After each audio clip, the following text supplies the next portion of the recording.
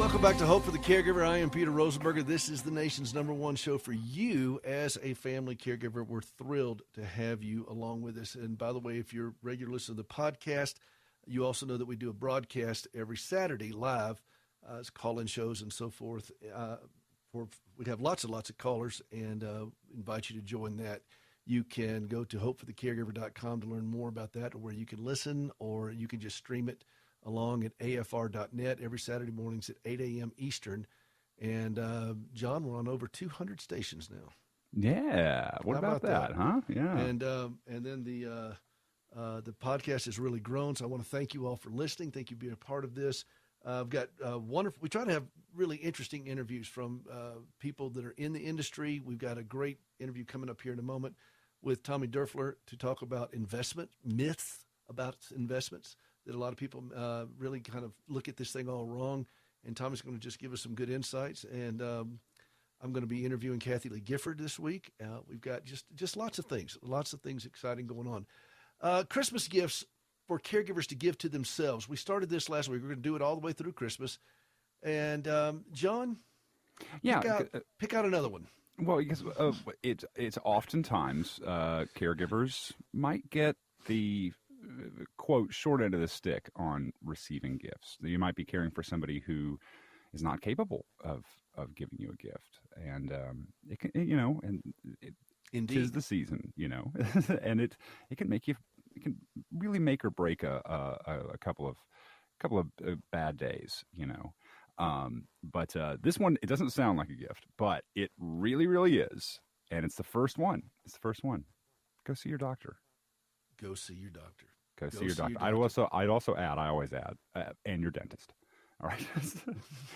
Well, your favorite character in Rudolph the Red-Nosed Reindeer, that animated stop motion, was the little dentist. What was that guy's name? I can't remember, but I know what you're talking about. Yeah. But it's and he took out all of the bumble's teeth. But it's because over 70% of caregivers do not see their own physician regularly. Mm-hmm. And this is a time bomb. It's a time bomb waiting to happen. Right. And of course, shop around. Don't shop for doctors like you think, but shop around, find a doctor that works well with you. And there are some really, I had a doctor a while ago, and she was hilarious. She was the funniest person, and it was just a delight to go see her. So, I mean, it can be, it doesn't have to be this clinical, just yes, no, here, this is all about the health thing. And yes, it is, but it's, it's getting out and getting professional eyes on things, and hopefully, somebody with a little sense of humor. Well, and I subscribe to Teledoc. It's actually Connectadocs that I do, and I use that service. And you can message me if you want, or send an email to us or whatever through Hope for the Caregiver. Just go out to the website, and I'll give you information on that, because I would have that service. If I recommend that to everyone, because then it takes away a little bit of the weirdness of, got to go find a doctor, go to the doctor's office. Yeah. Everybody's doing it now, and you can upload your chart. You can do all the kind of things, and then it doesn't interrupt your day so much, but it gives you access to a good primary care type of environment. Now, if you need a specialist or whatever, you're going to have to go to a different path, and that's okay. But and I think what drove this home for me was about this time last year, John. I was over at a clinic. It was at the over in Bozeman, and I was there, and I saw this woman in a wheelchair who was incredibly thin. She was elderly and very thin and looked very frail. Mm-hmm. And she was being pushed by a woman who identified herself at the receptionist desk as her daughter. Uh-huh. And the daughter was morbidly obese. Mm-hmm. I mean, every bit of 350 pounds, every bit of it. And I thought, I was thinking about, heart, kidneys, blood pressure, knees, all the things that were going on with this daughter. And this very frail elderly woman was depending on this daughter who was in horrific health. Yeah. You can't be 350 pounds and 5'4" or 5" and tell me you're in good health. I mean, you just can't. And then you become a risk now for coronavirus and everything else, because of morbid obesity is one of those things, those comorbidities. And I thought, we've got to go. We've got to keep encouraging caregivers to take that step. It really is important and imperative that you go see your own doctor. What a great Christmas gift to yourself. Yeah, and that's what I was saying. As a gift, in the idea of it being a gift to oneself, is that you might not see the immediate gift. Yeah, I go see the doctor, get things checked up. Maybe maybe it's a clean bill of health, and you're like, oh, okay, well that's good. But maybe you catch something that would have taken you down 6 months from now, or you just blood pressure. Yeah, something as easy as that. And invest in a good blood pressure cuff to have at home, and do that. We've got 2 of them here.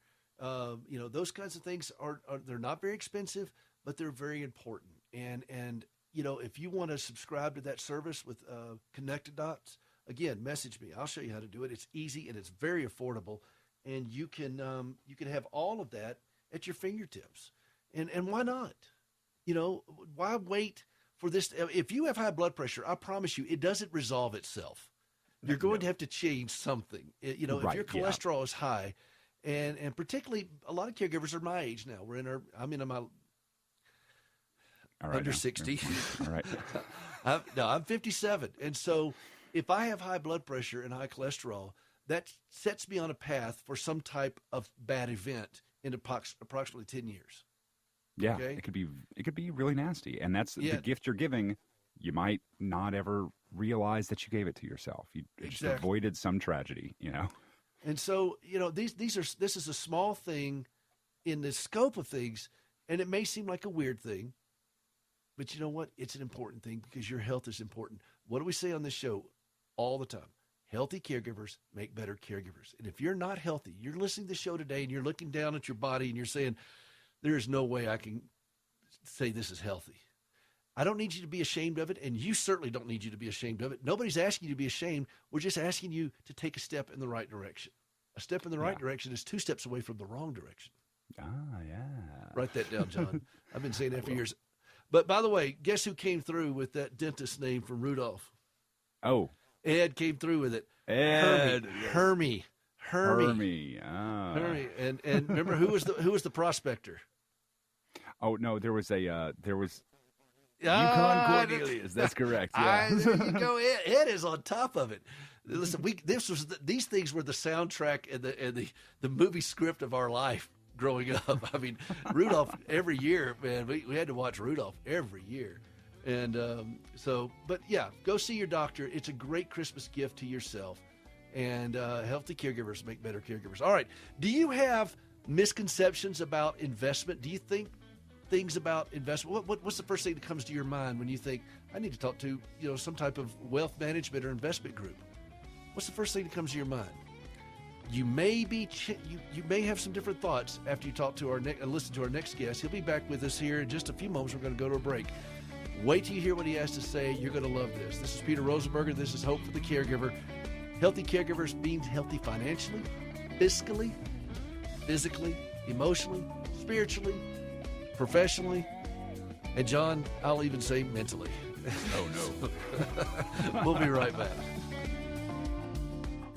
Hey, this is Peter Rosenberger. Have you ever helped somebody walk for the first time? I've had that privilege many times through our organization, Standing with Hope. When my wife, Gracie, gave up both of her legs following this horrible wreck that she had as a teenager, and she tried to save them for years, and it just wouldn't work out, and finally she relinquished them and thought, wow, this is it. I mean, I don't have any legs anymore. What can God do with that?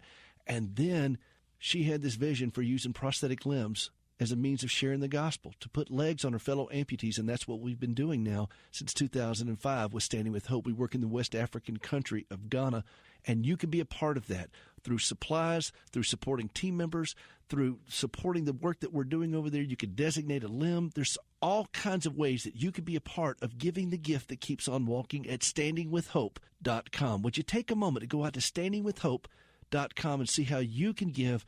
They go walking and leaping and praising God. You can be a part of that at standingwithhope.com. As a caregiver, think about all the legal documents you need. Power of attorney, a will, living wills, and so many more.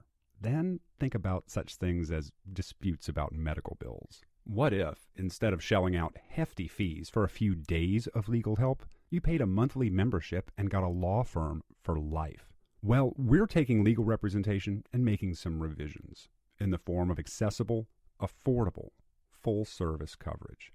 Finally, you can live life knowing you have a lawyer in your back pocket who, at the same time, isn't emptying it. It's called Legal Shield, and it's practical, affordable, and a must for the family caregiver. Visit caregiverlegal.com. That's caregiverlegal.com. Isn't it about time someone started advocating for you? www.caregiverlegal.com, an independent associate.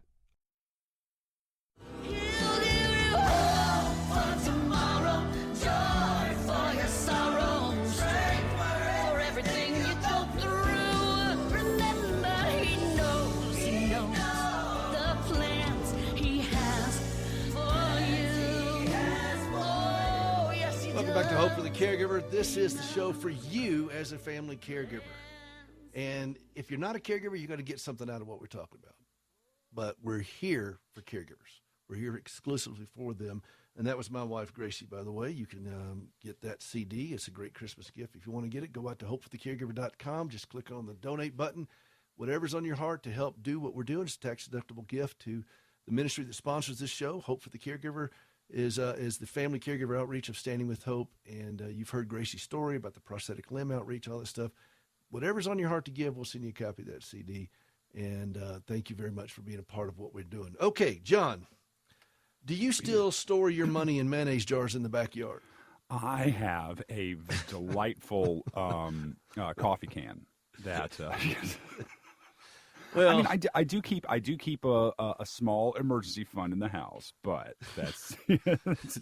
Well, you know, one of the things I'm learning, and I'm not there yet, but I'm learning, and I've got a good teacher. It's Tommy Doerfler, and okay. Tommy is on the phone with us today. He is from the Southwestern Investment Group out of Brentwood, Tennessee. For caregivers, particularly, we have to kind of think long term, and we have to have people who can do that with us objectively. Mm. And a lot of caregivers get in their mind a myth or several myths about money. And we just don't have it. We just, I don't have enough money to go talk to an investment group. I mean, I'm not rich. There's only so many ways I can divide $4, Hey, where did you get $4? Somebody's overpaid. But anyway, so Tommy, you're with us here. I am. I hear you guys. How are you guys doing today? We are well for us. And, some of that may need to be certified by a professional, but we are so glad that you're here. This has been a topic that is kind of just stuck with me for almost as long as I've been doing the show, because we talk about the whole part of a caregiver, the physical part and the fiscal part. And I just wanted you to talk about this today. And let's just kick around a few ideas that maybe caregivers aren't thinking about, or family members of caregivers aren't thinking about when it comes to wealth. So let's just start with the first myth, that you have to be wealthy to talk to an investment guy. That's a myth, isn't it? Yeah, it is. I think all of us that are in the business, we're here to help. And for somebody that doesn't know anything about the market or investing or how to handle and manage money, it can be very, very overwhelming and a little bit scary. And so I think that what we're here to do is to really help people and guide people into, hey, what are you trying to accomplish with the money that you're saving? And then let's create a plan in order to accomplish that. And sometimes you just need a little guidance. Some people need a lot more help than others, but to not have somebody to go to help you with that, I think that's kind of maybe a mistake that people would make based on this myth that they think they have to have a lot of money or just money in general to really know what to do with it. So to give you go ahead, Peter. No, go ahead. Give me an example. Yeah, so this is kind of tying in my personal story here. So, and I think we've discussed this, but essentially I was born and raised in Raleigh, North Carolina. I had no idea I was going to do this for a living whatsoever, become a wealth advisor. And so my passion growing up was playing the drums. And, I did school, but school was a thing you did until about 2:30 or 3 o'clock when the bell rang. Then you got to go home and do what you really wanted to do. And so growing up, my parents really never taught me anything about money. And the school system didn't really teach me anything about money. And so when I left and came to Nashville, Tennessee to become a musician, I really didn't know what to do with the little money that I had. And so that really intrigued me because as a musician here in town, money can be a dangerous thing because if you don't handle it properly, it just goes in and out of your hands very, very, very quickly. So with that, that's kind of what I thought, okay, I don't really know how this money thing works, but I need to go learn about this thing. And that was probably 15 years ago. And so for me, I had a general interest in it, went back to school and majored in business finance, and then also started learning about accounting and taxes, and was one of those weird kids that found it really interesting. And so after that, I finally started learning and I felt like God kind of redirected my passion. And so now I'm in a situation where I can help other people, but I've also recognized that not everybody has the same passion that I do about financial management. And that's why I think it's really, really important to go talk to somebody. If you really don't have the interest and the passion, you want to learn as much as you can, and you don't have to have the money to go learn about how to handle money. Well, yeah, if you got a great team around you, you just need to pick a great team. That's the first step is and also being willing to ask for help. I mean, people aren't going to inflict help on you. You say that's that. called controlling. Yes. One of the things we tell people is I was just trying to help is the sunny side of controlling. And so, people aren't going to do that to you and make you do it. So asking for help is the first step. And what's another misconception people have, another myth about investment that people have? Yeah, I think the biggest thing is thinking that when you start investing, that you think that the market's going to go down and stay down. And that's a big fear a lot of people have is, wait a minute, if I put my money into investments, well, what happens if the stock market crashes? That's what we hear all the time. Well, what happens if the stock market crashes? Well, when you invest your money, the market has never gone down and stayed down. I call that a temporary decline. And so you have to have a little bit of patience, and you have to understand how the market works a little bit. And if you do that, then you know that the market really does reward the patient investor. And so people think, okay, if I put my money into investments, it's going to crash. Therefore, I'm doing the right thing by just holding it in the bank. And that just simply isn't true because the market has never gone down and stayed down. The problem is it just doesn't tell you what it's going to do today or tomorrow. And that's the hard part of that is it's kind of a fear of the unknown. Nobody has the crystal ball. And so people have this fear and they're overcome by the fear, and they say, well, if I just don't get into it, then I'll never have to fear, or I don't have anything to worry about. And that just simply isn't true because you really want to diversify. You want to make sure you're managing the right risk level that you're comfortable with. And if you can do that responsibly, the market really does reward the patient investor. Well, and I think that caregivers are, by definition, we're risk takers because we're doing something that's almost impossible to do, which is to care for an impaired loved one for an undetermined period of time. That in itself is risk. So I think that if we can help them understand it begets patience too, Yeah, and it begets it requires a lot of patience. So we already have those ingrained in us. The ability to take a risk, the ability to be patient and to learn and adapt. And so why can't we apply those same character traits to the way we look at money? And I think that's what a good financial investment coach can do for people, is help them transfer those. You and I had a lengthy conversation for your blog and for your company about that very thing, and just learning to see it from a different angle. And a good investment coach will help you do that. Yeah, and I love that too, Peter, because what it comes down to is having faith at the end of the day. as a caregiver, you have to have faith that things are going to work themselves out. You don't have all the answers today. And I think you have to have some kind of underlying faith that, hey, the future, as unknown as it is going to be okay. And that's the same thing with financial management and money and investing. And in fact, earlier this year when, COVID-19 really kind of showed its head, I did a webinar on this. And one of the things I mentioned in the webinar are pessimists are doomed. They're doomed. And that's the way I think if you're in a situation where you're caregiving, I can't imagine you being a caregiver and just being completely pessimistic about your future. I mean, that to me would seem very, very difficult and almost weigh more on my mind than saying, hey, sadly, no matter what the situation is, I got to have faith. Well, sadly, there are a lot, and we're trying to change that through this show to let people know that you can live a joyful life even while doing this, while you're looking at tough things. And I think that and if we can help caregivers see that you can also be prosperous. I mean, there were people that made money and made really good money during the Depression. You know, it just takes a little bit of ingenuity, a little bit of creativity, and a lot of sweat equity. Yeah.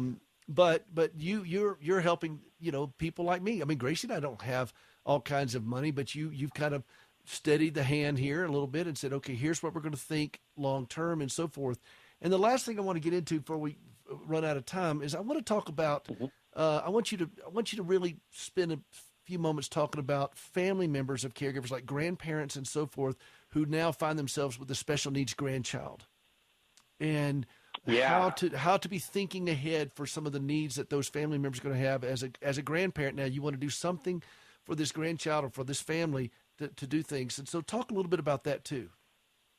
Yeah, I think that's the biggest concern. I hear that a lot is, what happens if either the parent or the grandparent, they leave this world and then all of a sudden it's, okay, how are they going to financially make sure that the grandson or the son are taken care of, right? I mean, that's are you talking about that way or are you talking about the other way?